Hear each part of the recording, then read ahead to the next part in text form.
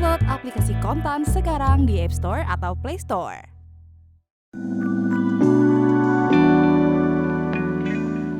Amerika Serikat enggan mengubah tarif impor untuk Indonesia setelah sejumlah upaya negosiasi dilancarkan dalam kurang lebih 3 bulan terakhir.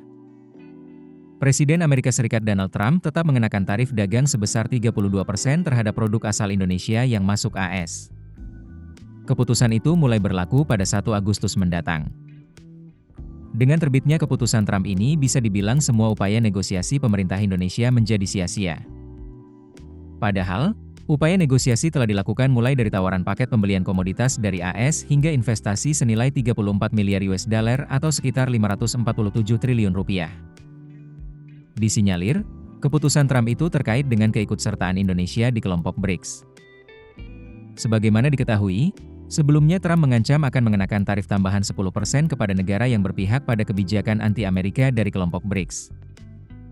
Kendati demikian, pemerintah Indonesia tetap akan melakukan negosiasi lanjutan sembari menyiapkan strategi baru menghadapi pemerintah AS. Juru bicara Kementerian Koordinator Bidang Perekonomian Haryo Limanseto mengatakan, pemerintah Indonesia masih memiliki ruang untuk merespons kebijakan tarif impor 32%. Menurut Haryo, saat ini pemerintah tengah mengoptimalkan waktu yang tersedia untuk menyiapkan langkah strategis. Menteri Koordinator Bidang Perekonomian Airlangga Hartarto dijadwalkan menggelar pertemuan dengan para pejabat pemerintah AS di Washington DC untuk membahas langsung keputusan tarif tersebut. Ekonom Universitas Paramadina Wijayanto Samirin menilai pada dasarnya keputusan AS dalam menentukan tarif ini memang tidak rasional. Sebab, Indonesia sudah menunjukkan komitmen untuk memperbaiki neraca perdagangan.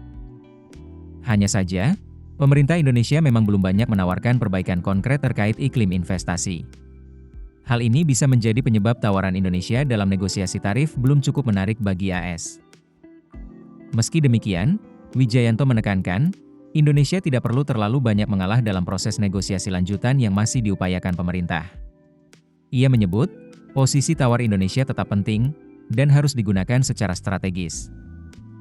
Sebagai langkah alternatif, ia menyarankan agar Indonesia juga memperluas kerjasama dagang dengan negara-negara lain untuk mengurangi ketergantungan terhadap AS.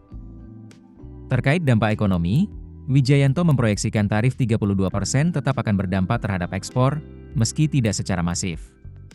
Menurutnya, barang-barang ekspor Indonesia, terutama produk padat karya seperti pakaian, bisa mengalami kenaikan harga di tingkat konsumen di AS.